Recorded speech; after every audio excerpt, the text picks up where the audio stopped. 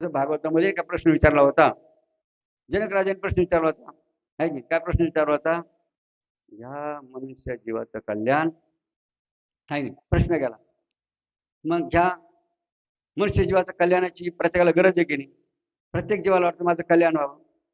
तोच प्रश्न बघा भागवतामध्ये विचारला गेला. ह्या मनुष्य जीवाचं कल्याण कशामध्ये आहे? मग कल्याण कशामध्ये सांगितलं? त्या मनुष्य जीवाचं मनाने काय करावं? ध्यान करावं.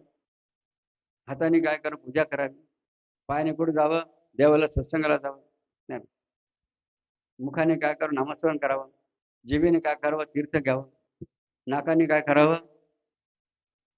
भगवंताच्या चरणावर सगुरूच्या चरण व्हायला फुलाचा सुगंध घ्यावा. ते मस्तकावर धारण करावं.